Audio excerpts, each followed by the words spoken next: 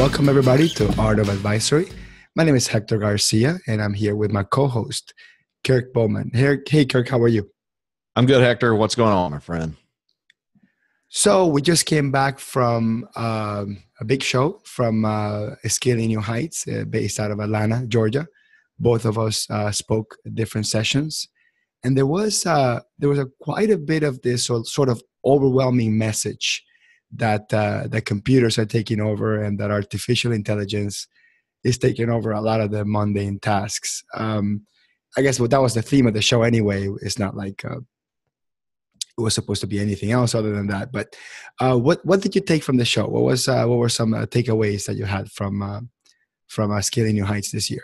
As far as the show went, I think it just really reinforced the theme that, if we're truly being advisors, then we don't have to worry about AI, artificial intelligence, that kind of thing, because we're going to be doing the things that machines can't do if we're acting as true advisors. So, it was interesting, learned some things, but several of the sessions that I taught were kind of in the theme of transcending the machines, this idea that, we are going to specialize in the things that machines can't do. So we don't have to worry about the fact that they are doing it, because what we do, they're not capable of it, at least certainly not yet.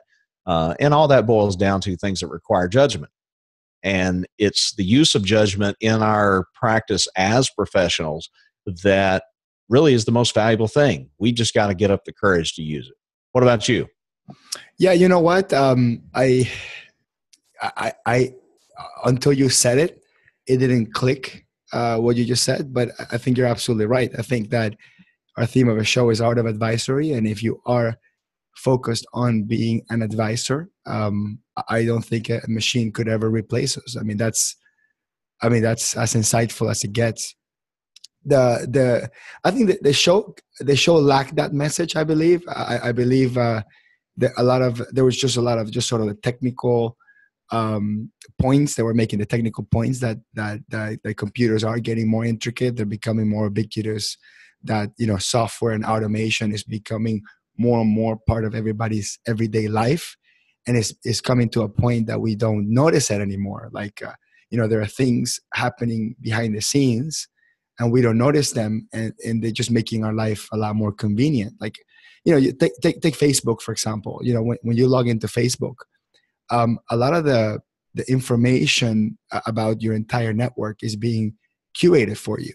The folks that you tend to look at their pictures more will show up on top of the list. The folks that you tend to comment more will show up if there's more sort of other people commenting on their stuff. So like artificial intelligence, which by the way, it's just fancy talk for software. I think just the word artificial intelligence itself is scary. And Steve Forbes, which was on the main stage, I think he made such a great point. He said when cars came about, we never called cars artificial horses. And cars, when you compare a car versus a horse, that is as robotic futurism and artificial intelligence as it gets, from that time. So now we're calling software, which is just software, we're calling it artificial intelligence, and all of a sudden it's scary. But it's just software, isn't it? I mean, Kirk, am I missing something here? No, I think it's a good point. I unfortunately didn't get to see Steve Forbes. Had something going on, but yeah, I agree. I think the reason we call it artificial intelligence is really just because of sci-fi, right? The idea that, technology is going to take over the world, whether it's, Star Trek with the Utopia or Star Wars where we have all this tech, but, there's still this fight between good and evil or whatever it is. I think we just call it artificial intelligence because another reason I guess would be because of the idea that, since it's not real intelligence, we call it artificial, but bottom line is we're just learning how to empower advisors to do more of the things that truly matter with their customers. So I see it as an advisor, as an empowerment of the advisor. I mean, look, let's think about QuickBooks, for example, right? So when QuickBooks came out, and this is back in the 80s, and now obviously 30 years later, or maybe 90s, I don't want to exaggerate, but you had a piece of software that now makes that if you go back 20, 30 years ago and how accounting was being built, it makes it much easier and faster for us to prepare a financial statement. And a financial statement is just a tool that we use to give advice to our clients on how to manage their business better. We don't call QuickBooks artificial intelligence, but it is software, and it is taking over some of the stuff that we used to do. So I just think that if the word artificial intelligence is scary, don't use it. I mean, if you're gonna come, if a client is scared of artificial intelligence, don't say, "Hey, we're gonna implement a software that through artificial intelligence is gonna tell us what to focus on." And if your customer is scared about that, just don't use the word. It's just software. I think that maybe they call it artificial intelligence, other than your point about sci-fi, is because I think developers are trying to model software to sort of react the way a human would. I mean, maybe that's why they're calling it artificial intelligence, because they are modeling software after human behavior and after human brain. And I think that may be a missed opportunity, because if you want software to be a great addition to what we do, maybe we don't want software to behave like humans. Maybe we want software to behave like software and to behave like robots. That way it allows the humans to take the human element of the results from this robotic computation and translate it into something that another human would understand and would turn it into a viable task. Only humans can understand facial expressions and see when someone is confused or anxious. Computers, I guess not yet, can do that. So I think our job really is to leverage computers and software as much as possible, so we can spend more time with our customer. I think that's another miss of the communication of what software can do. I think a lot of these software companies sell software as a point of efficiency. We're going to give you software so you're more efficient, and accountants automatically think, oh, efficiency means I spend less time on the client. And I think that's great. I mean, because obviously it's a path towards more profitability, quote unquote. But the idea is to then take that efficiency and that save time on the Monday task and translate it into face time with your customer. I mean, I think that was sort of part of the missing message that we're getting from some of these software companies and the whole artificial intelligence movement. Well, I would add, and you knew I was going there because you brought it up, that if you're worried about how increasing efficiency is going to hurt your bottom line, then you've got the wrong business model. And of course, you've got the wrong business model for a lot of reasons. But a business model based on time has never been a good business model, but it's certainly not a good business model when you're in a business environment where the things that you have done in the past yourself, you either can do faster or a machine can replace you and do it. Billing based on the time, an hourly rate, makes no sense. So I think that's one reason why there's probably multiple, but at least two different camps at a show like Scaling New Heights, especially when you have a topic about, taming the machines, this idea of, artificial intelligence. You kind of got one group who have already changed the business model to value pricing, where they're actually incentivized to work smarter, not incentivized to work more, and the idea that if they work faster, they still make the same amount of money. It doesn't matter how long it takes. In fact, customers actually appreciate, something delivered faster. And so they're excited about it. And then you've got another group who, by the hour, they're like, oh, shoot. So I'm going to get this done faster, or I'm not going to do it at all. What am I going to come up with to replace it? Right. And so your business model has an effect on how you perceive this coming wave. Is it something that you see as a threat, or is it actually something that you're excited about? And I'm sure there's people in the middle that, kind of a hybrid of the two, but I definitely saw that. One thing I'll mention, I did a session on the why conversation. It was the first session I did, and it was probably the biggest session. I had probably 100 people in that session. And obviously the why conversation is one of the big 3 core principles of value pricing.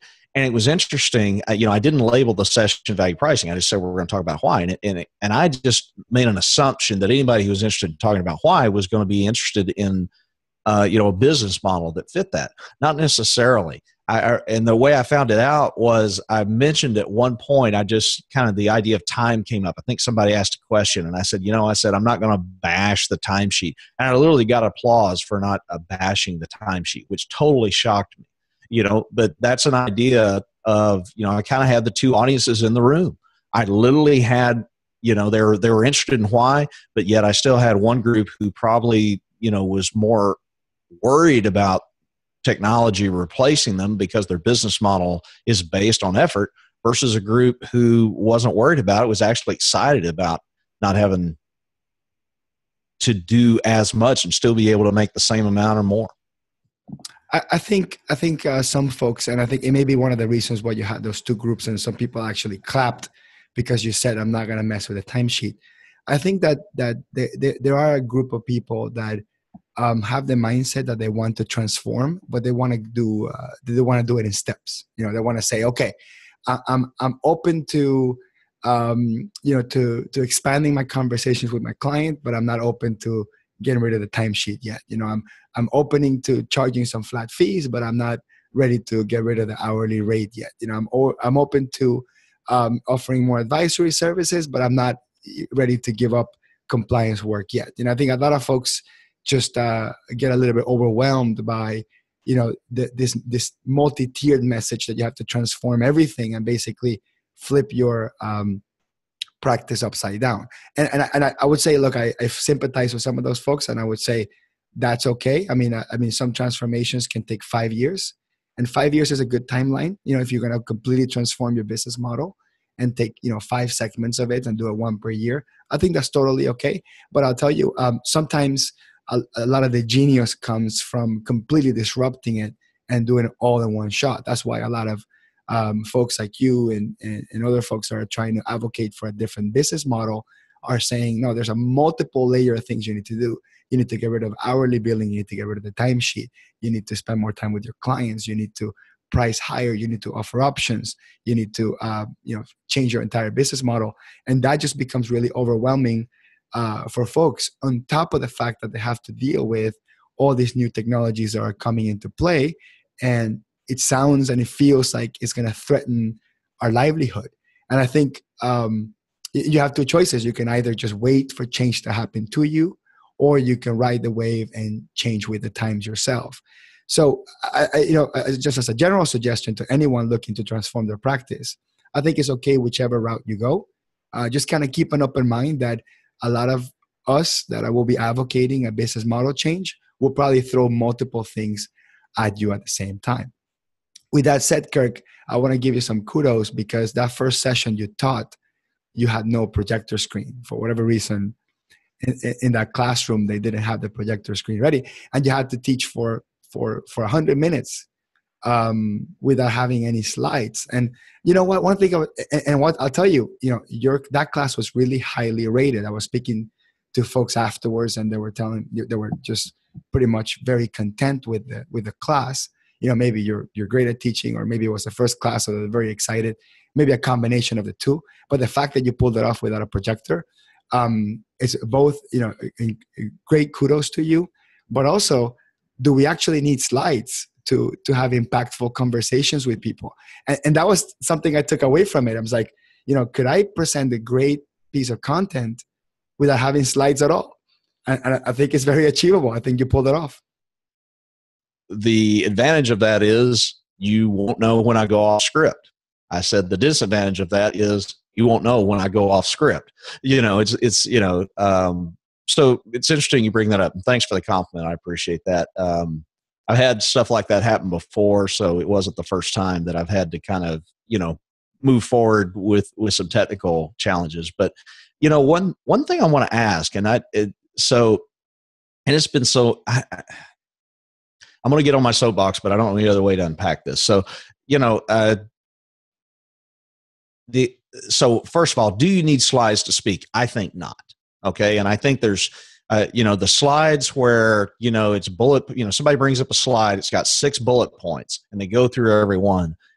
to me, there's just no value in those. I think it's horrible. And you've seen my slides, right? I use very minimalistic slides. I use black background, white text.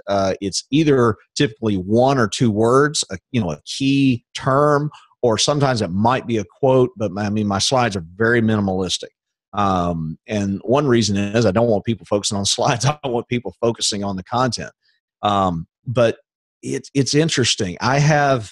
If you'd asked me 2 weeks ago before the show how I felt about turning in slides in advance and people having them, I would have said, I think it's a horrible idea because, and this is what I was getting on my soapbox about, is the idea of turning in slides and people having the slides, as you're going through it. I understand people want to use the slides to evaluate the content, although at least from my slides, people can evaluate the content because there's not enough in the slides to know, and that's the other thing. I kind of use the slides as I don't want people to know where I'm going. That's part of the intrigue. It's part of the mystery. It's just that kind of thing.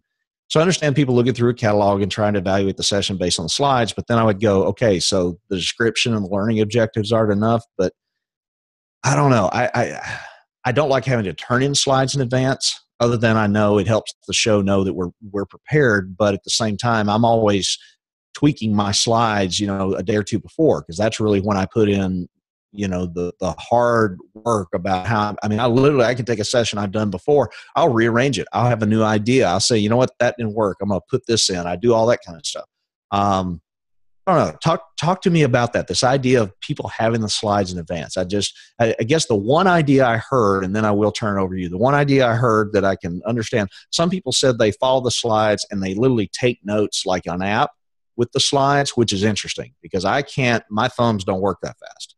On a mobile device or whatever, but I don't know. Thoughts on, so I don't know. What do you think? I'm trying to avoid getting too wound up, but yeah, you hit on a hot button for me. No, that's good. I happen to be blessed with a great memory, and I don't feel that I need to take notes during presentations. However, whenever somebody says just a great quote, something that is just like, the sum of the words and the arrangement of the words is just really great, I tend to text it to my wife or to my partner or email it to myself just because I want to maybe use it later in an internal presentation or use it in a video or something like that.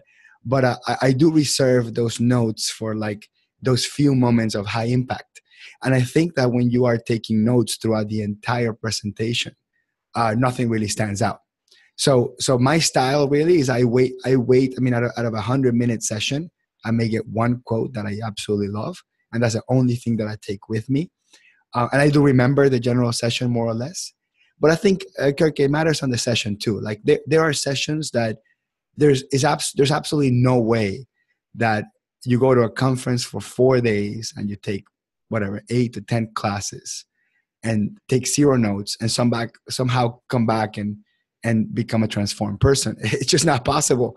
It's just too much information. So I think there are some sessions that have, sort of steps, how to do something. Like I was teaching a class on video editing. I honestly didn't expect anyone to come out as a perfect video editor right after one class and basically mix with all the other class that they took. So I'm actually okay with them taking notes. I took note. I said things about how long should the average video be based on my history, and I said 6 minutes. So people wrote down 6 minutes. Maybe you won't remember 6 minutes. That would be a good one to write down. Or maybe I'll say, there are top 3 reasons why you should go Facebook or you should go YouTube, and I give each one, and people will take notes. I think it really depends on the session. Kirk, your sessions particularly are sessions that are more thought-provoking. They're more about changing your mindset from A to B, or kind of like pushing against the status quo on how we should work with clients, or how we should price our services, or how we should conduct our business. So I think that for your sessions in particular, there may not be that many sort of steps that people need to write down. They just need to hear a couple things that just click in their head and go, that's all I needed. That's exactly what I needed to transform. But like, for example, I had a class on inventory, and there are so many steps to take, to make an inventory adjustment. So I think it all depends on the type of class. Now, turning in slides, I got to tell you, I could agree with you. I actually like your premise about the class being intriguing enough so you don't know what's going to come next. That way you're sort of paying attention and not just waiting for that one slide that you were interested on looking at it before. But you're dealing with accountants. I mean, we like documenting things. We like having documentation for after the fact. So I think that if you are going to speak at any accounting conferences, you're going to have to turn in your slides before the conference starts. I think that's just going to be for a while. Now, one thing I do have to learn from you, because I went to a couple of your classes, and actually, it never occurred to me that you can have a slide with one word, and that's more powerful than a slide with 6 bullet points. I'm sort of an information geek. So my slides, if you go to any of my slides, you would actually probably vomit, out of exhaustion. I have like 100 slides, each of them with like 7 bullet points. And you're going to be like, oh my God, this guy wrote a book. And I think a lot of it is the anxiety as a speaker that I want to make sure that I'm giving all the possible information. But I'm learning from watching you and other people that sometimes it's not the amount of information that you give that's valuable. Sometimes it's just that one thing that somebody needed to hear in order to walk out feeling transformed. So I actually agree that part of the effectiveness in communication is being as precise as possible and holding off that extra information until people ask for it, and just present enough to get people thinking about a narrow thing, not a bunch of things at the same time. So a couple things. Number one, I totally want people to take notes. I have no problem with note taking. In fact, I love people who take notes. And when somebody says, hey, so I think there were a couple of my sessions where the slides had not been uploaded for the attendees to download yet at the beginning of the session.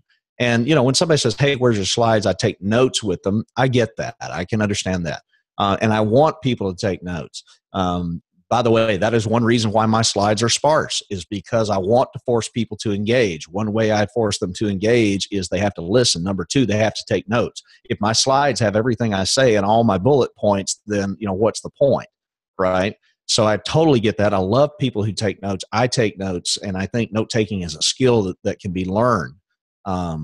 So that being said, I have no problem with people taking notes, and I certainly didn't mean to imply that I did. I also get that with a technical topic, you have to have more detail. Now, if you're doing if you're doing a demo with software, unless you got, literally 2 computers with 2 screens, you can literally have the slides on one screen and a demo on another. Slides can kind of get in the way, right? If you're trying to get back and forth. And so with technical, I think you have to have screenshots. So I hear you with technical presentations, and so I don't know, as I'm thinking out loud, and I literally am thinking out loud on this, I'm going, technical material. Well, if it's so technical, you have to show people how to do it, then how do heavy slides help with that? I'm not sure. But I guess my thing is, and some people have the time, to put together beautiful slides. I mean, they have time to go out and pick pictures that perfectly capture every point, and I love that. I know some of the people who do that have, a team member who helps out with that. They kind of do a draft, and they have somebody who kind of creates a professional deck out of it. And I love that. I think that's awesome. For me, when I created, I actually, I write out my slides in an outline. I actually then go back and start taking stuff out, not only taking out slides, but taking out words. So those slides that have 2 words, they may have started out with 8 or 10. And I figured out, start out with a sentence, and I go, you know what? I don't need a sentence for that. I just need these 2 words. But those are some of my thoughts. Note taking, I love. Technical, do you need dense slides? I don't know. I'm kind of on the fence there. I'm thinking that, now that we're talking, I'm thinking that, and this will be a lot of work for any presenter. I think that maybe 2 sets of slides is the sort of the sweet spot. So the slides that you're going to use for your presentation, and then I don't know if you want to call it slides, and then the slides that you give to people afterwards, so they can use it to reflect upon what they learned. I think maybe that's the best of both worlds. Where maybe like a manuscript or like a guide of some sort that kind of summarizes what you spoke into sort of 3 pages, 4 pages, so people can use it. Kind of like Kirk, when you have your podcast, right, where you have Art of Value, you have your podcast, and then you have the show notes afterwards. right? I think that maybe there's something to learn from that in live presentations. Whereas, we will use these very simplistic slides with just pictures or a simple word, your style. And then we have another set of sort of take-home notes that kind of summarize the session. I think that may be the best of both worlds. I think it's more work, certainly more work for the presenting, putting this together, but I think maybe that's the best of both worlds. And I'm thinking, what kind of learnings can we draw from this, right? So let's see if we can somehow shift this back and make a segue into advisory. What as a presenter, presenting an idea, selling an idea in public speaking with slides, how can we use what we've learned from that in our day-to-day advisory work? What do you think there's any lessons to be drawn from here?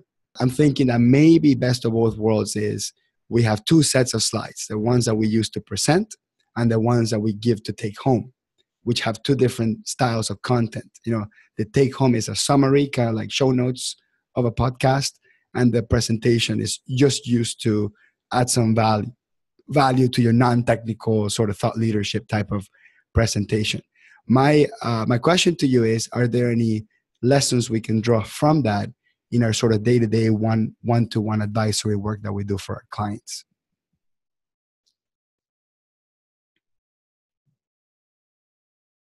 So just want to back up and say, the whole thing on the slides, yes, I get your idea. Let's get off the topic of slides because, like I said, it's a hot button for me.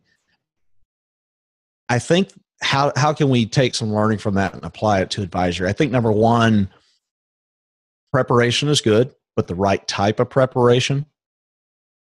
I also think that you don't want, much like, I invite audience participation in my sessions. I build it in. And one of the things I'm finding is the more I speak, the more I am relying on audience participation to help with learning. I enjoy that. People enjoy it. And so I would say we need to make sure we're using that in our conversations with clients. I'm thinking specifically of, if you prepare financials for somebody, or if you're walking through a proposal, don't just, go through it and present it. Number one, don't send it. We talked about that before. But number two, don't just present it. Make it into a conversation. Literally, if you have to stop and go, does anybody have any questions? If you're speaking to a group, I would say, does anybody have any questions or comments? Or, if I'm with a customer, I'll stop and go, hey, I want to pause for a second. What questions do you have? So notice what I did there. I assume they have questions, right? I didn't say, do you have a question? I said, what questions do you have? And so that would be the one thing. But I think you're probably got a bigger takeaway than what I'm hitting on. What are your thoughts on your own question? So one of the things I'm thinking, and I'll ask you about that because you're sort of an expert in this topic. For example, when we're presenting options, right? We talk to our client or potential client, and they gave us sort of a plethora of potential wants and needs. And we give them three options. We give them option A for, let's say, $500, option B for $1,000, option C for $2,000, just to say a number. And when we present these options, we have these things in writing, right? We basically have them, maybe 3 pieces of paper with a sort of a mini shortened proposal for each one, or maybe 1 piece of paper with all 3 options next to each other. Well, that's kind of a sort of a PowerPoint presentation, right? I mean, it doesn't have a slide, or doesn't have a projector, but you're giving a client a handout or something visual to talk and explain what you're presenting. So my first question is that how you suggest we present options with sort of a visual, and the bullet points that go under each one would be like the services that you're rendering under each of the options. So is that supposed to be like really short and summarized? Or is that supposed to be more complete? What is your take on, how much information do we give when we're visually presenting an option or a service to our client, maybe in a piece of paper, which is sort of representative of a slide in a live presentation? So when you're presenting 3 options to the customer in a proposal, there's basically 2 formats. I'm sure there's probably more, but there's basically 2 formats. One is linear, where I typically start, and this is the way I like to do it. I like to start with the highest option, because when I get to options 2 and 3, I'm simply saying, okay, Option 2 is the same as option 1, but we're going to take this and this out. Option 3 is the same as option 1, but we're going to take these 4 things out. That's how I present it. Another way to do it is the table format, which you see in a lot of SaaS software sites. You go to the QuickBooks site and they may offer, 2 or 3 different plans. Well, different plans have different features. And so they'll show you, a lot of times you'll see two orders with that table. You'll either see the lowest option on the left, middle option in the middle, and highest option on the right. Or one thing I've seen recently is they're now taking the highest option, putting it in the middle. So either a linear format or table format, I think, work great. I'm not so concerned about which one. There's probably advantages to both. For me, it's more about the fact that I'm setting the context for the customer. I'm walking them through it. So I think either one of those work. Okay, well, let me break that down, because I think that you just given us like really, really good information. So when you're going to offer 3 options, you say that you start with the highest option that has, for example, let's just say 10 bullet points of all the things that we're going to do, right?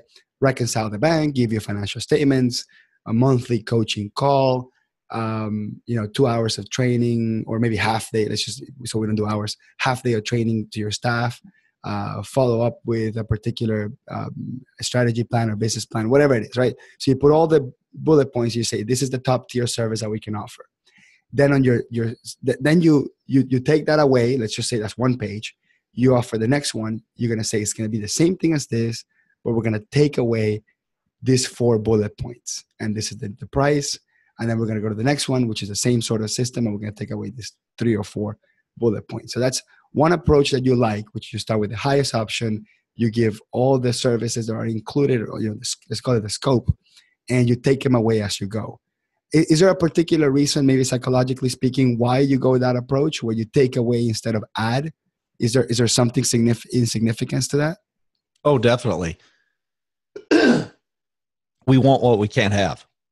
There's a psychological principle of when you pull away, the customer has a subtle psychological, really subconscious draw toward what they can't have. So that's why. I also do it because for me, I am most proud of my highest option. And so all my effort goes into creating that. It's interesting. I used to, rather than put my time into, create my base option and then, okay, what can I add to that? What can I add to that?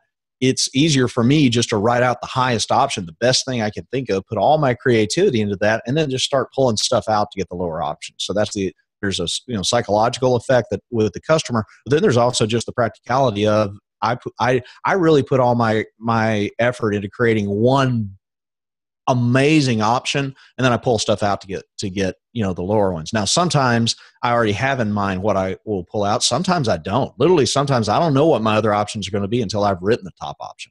So that's the other way that I think about it. Okay. And then the table format is the one where they're all being displayed at the same time, right? This is the visually speaking. And usually you're saying some people do good, better, best, where they do the lowest option on the left and the highest on the right. And that's just because we're accustomed to go that route. I think you could go the other route too, where you can go the highest on the left and the lowest on the right. I mean, it depends on how you want people to look at it. Like, so if you subscribe to Kirk's approach, which is we want what we can't have, you want to put it on the table first and then take it away so people feel that, they're missing out if they don't get it. Whereas, I mean, some of the school of thoughts would think that logically speaking, you want to start with the lowest one so you don't scare people away and then let people sort of sink in value and progress as it goes. I think that Kirk, maybe it also depends on the audience. Like some of the audience would probably react better to having the highest up front or the lowest up front and go.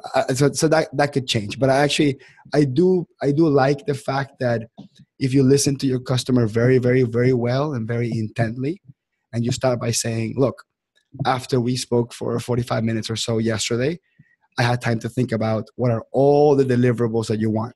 And I put all the deliverables on the table and turn them into one service. This is a sort of a big task. And we're going to put a whole bunch of resources to that. And we can offer this. Here's what we got to offer. and then you say, look, and if your business is not ready for all that, but you do want to work together, and I think there's a lot of value of us working together, we can maybe pull back and then maybe concentrate more on those core needs, on those immediate needs that you have that are still going to solve a lot of problems for you, but maybe it won't encompass the entire conversation that we had in mind. So I like that very much. What other, are there any other visual techniques that you can think of on proposals? Like I heard you say once that you never send the proposal up front and let people look at it too much until you talk to them. Can you speak to that? Well, sure. I mean, and that it's not, I never send a proposal. Customer asks for a proposal before the meeting. My answer is a polite no. And they ask why, I'll say, because I want to walk you through it. Also, I may tweak some things right before we jump on the phone. So bottom line, no, you can't have it. And most customers are fine with that. Usually, and usually the best answer to that is what I find is really the way I answer it is to say, hey, can you send me the proposal? I go, you know what? I'd rather walk you through it, but I will send you a copy immediately after our meeting. And sometimes if I need to, I'll add, by the way, we may change some things. So I want to make sure what I send you, has any revisions that we make. Usually people are understanding with that. So as far as visual, not really. I mean, if you need a visual presentation, I think the table format works well, just because, you're going to have 3 cells in the table, low, medium, and high. And the highest one's going to be the one with the most bullet points, right? And the middle is going to, be less than that, and the low is going to be less than that. So if you're looking for a visual, that's about the best one I can think of. I don't rely on visuals. I really rely on the discussion, and that's why I encourage not sending the proposal, is because the whole point of a proposal is not to wow the customer with your brilliance. The point of a proposal is to confirm what you have already talked about. Now, you may not have talked about it in the exact way, but if a customer is totally blown away by what you show them, then you probably haven't had as deep a conversation as you needed to. I'm not saying everything in the proposal they need to be expecting. Everybody likes a little Christmas gift. Everybody likes a little surprise. So I always like to have something in the proposal that the customer is not expecting.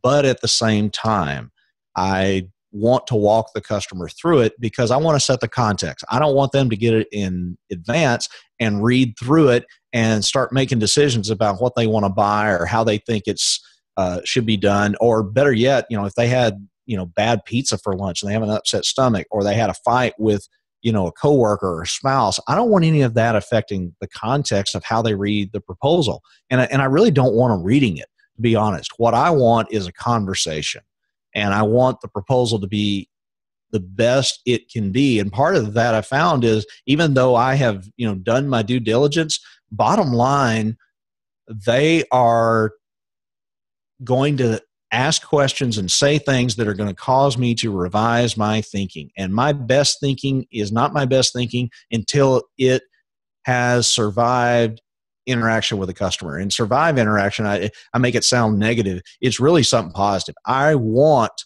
the customer's input, because it doesn't matter how much effort I put in, how good I think it is. The customer always adds something that causes me to do better. And I think it was business school that screwed us up, right? Because college and even high school, they tell us that whatever we turn in has to tell the complete story, as if the other person is just reading your work and that's it. They're supposed to make a decision based on your work, just like they talk about persuasive writing and that sort of thing. But as an advisor, how you sell is very indicative of how you will serve your client. So if you are going to be giving them a bunch of words for them to read and then they make a decision based on those words, your clients could also imply that that's what your relationship will be like. You're going to send them an email with instructions and that's it. And I think a lot of folks just don't want that. A lot of folks want you to sit down next to them, both look at the same problem, consult with each other on how each other sees the problem or perceives that to be a problem. Try out give a couple of options in terms of solutions and how to go about it. And then in a collaborative effort, go tackle the problem. And if your proposal doesn't show that up front, if that's not the way you are working with your client in terms of agreeing how to work together, it could be very indicative on how you will serve your customer. And if your customer actually wants to work in a collaborative manner, I think they will want the proposal process. Let's just not call it a proposal where we go in there and we propose. No, it's a process, and it's an interaction. And the proposals, as you say, they're very much alive. I mean, they're a dynamic document. They could be during the proposal stage. The client will go, you know what? I think you misunderstood what I meant by this. I actually meant this to be important, not that. And you're like, oh, okay, I get it. And you can change that proposal on the fly, and that could change the scope. It could change the price. It could change the timeline. It could change the amount of resources that you're putting in place. So I actually love the idea of basically bringing an open Word document as a proposal, let's just call it not a PDF document. So it's an open Word document, not a PDF document. Something that's still dynamic, can still change on the fly.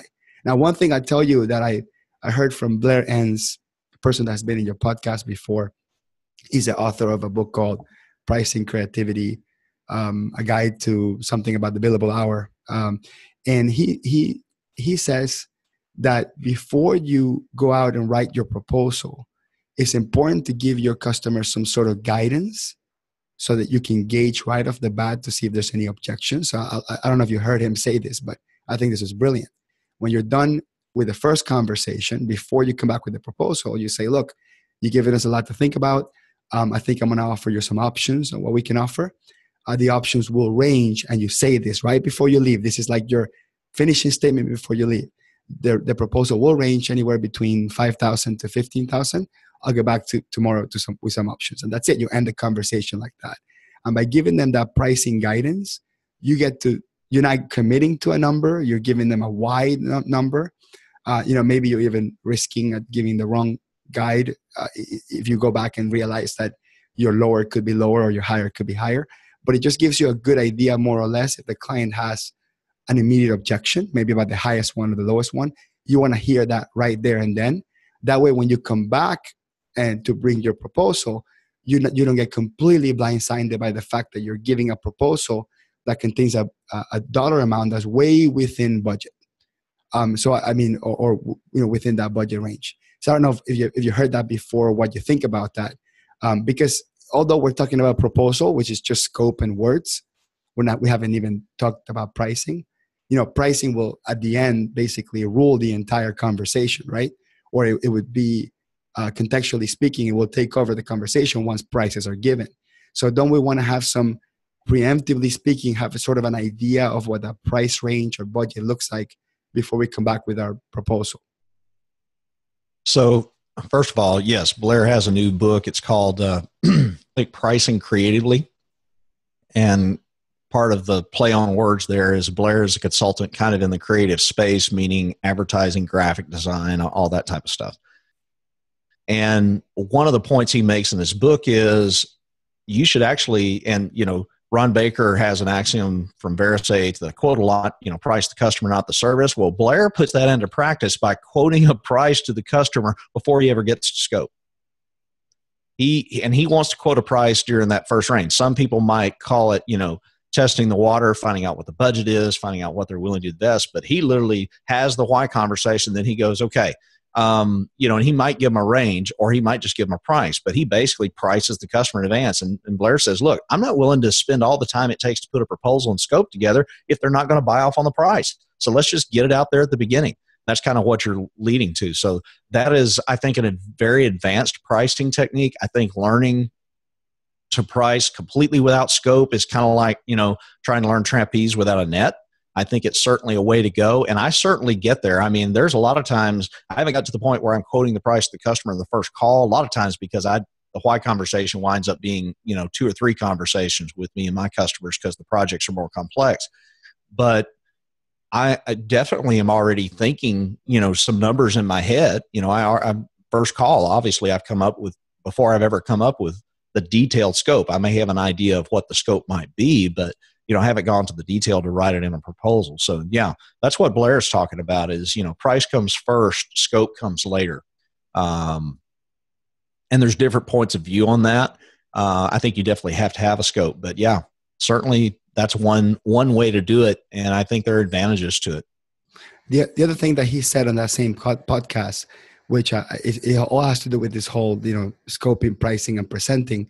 And I think I really liked the way he put this together. And I may be paraphrasing. Is he says there's also another advanced technique, which is testing for the artificial ceiling. Okay, which means just kind of take a look more or less at what is that maximum number that the client is willing to pay. And that is what most accounting professionals, my colleagues, get worried about. Is like, our customers are never going to give us a number. They get really sunk in that customers will never give you a number, that this is a mysterious number that they will never give away.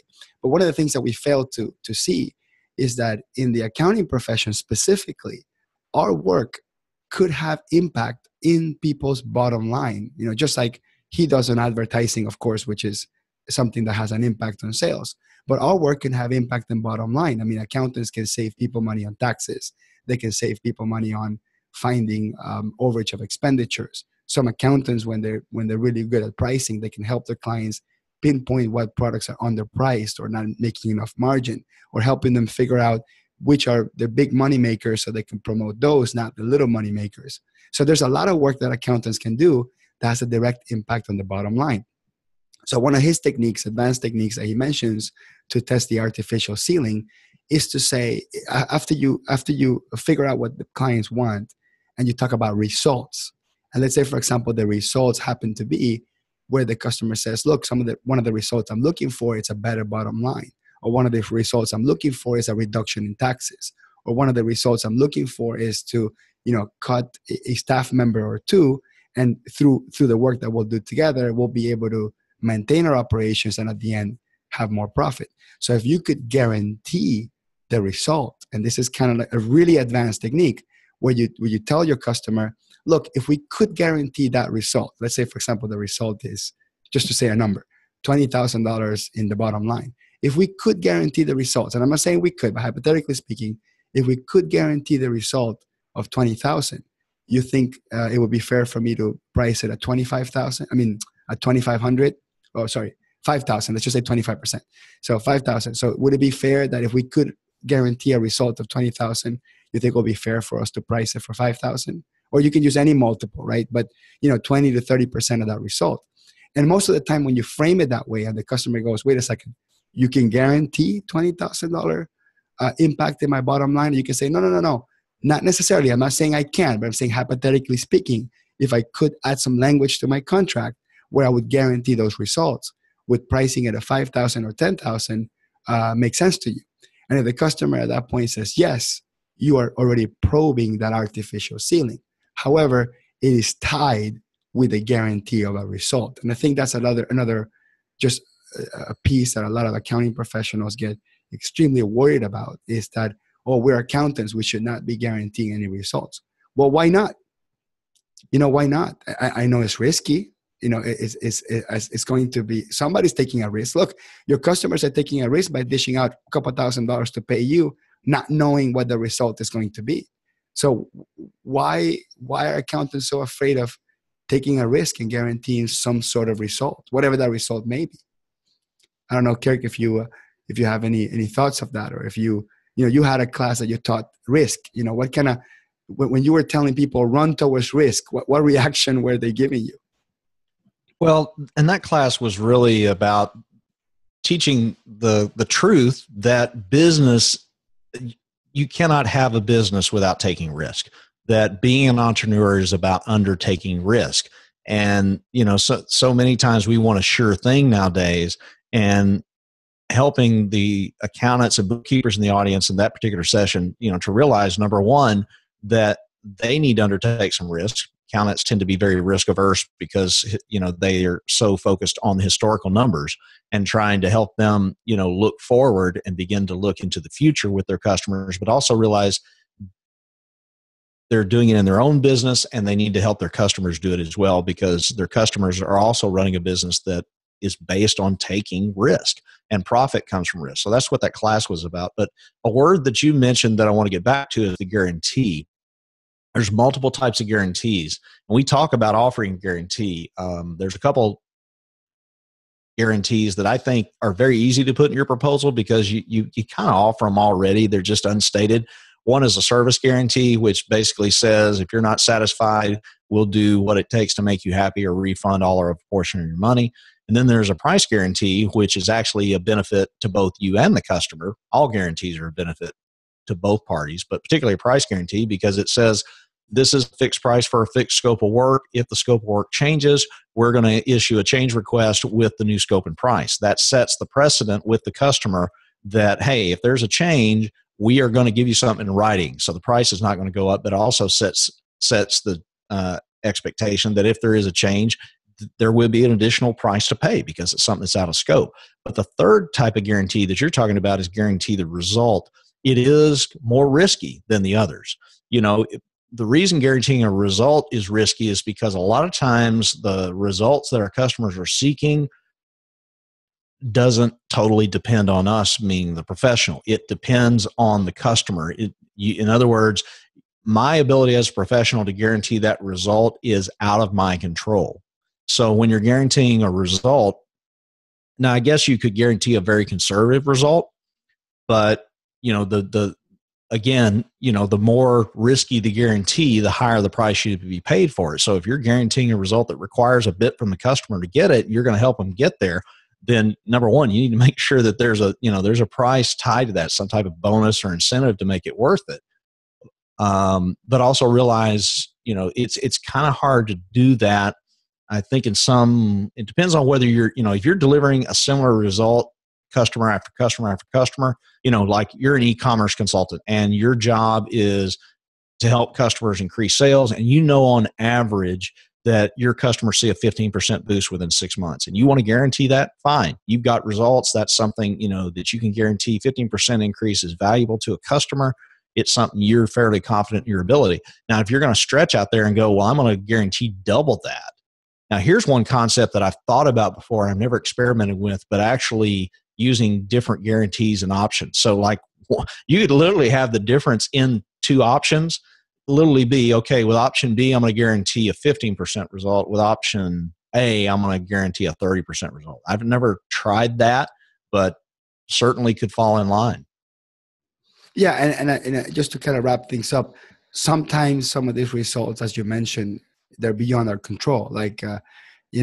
But if you're an accountant that does everything after the fact, where all you do is tell the story of what the customer did, right? A historian, then yeah, you can't guarantee any result because all you're doing is accounting for what the customer did. So, so if you're thinking, oh, well, that's impossible, well, that's because it's the type of service that you're providing. If the type of service you're providing is giving customer history of what they did, then there's nothing you can guarantee. I mean, you can guarantee to have it done in time. You can guarantee to give them the information as quick as possible. You can guarantee that their entire organization will have working knowledge of exactly what happened in their finances with details, with graphs, with detailed reports, summary reports, whatever happens to be. You can guarantee that, but you cannot guarantee a result if you're not involved with your client's operations.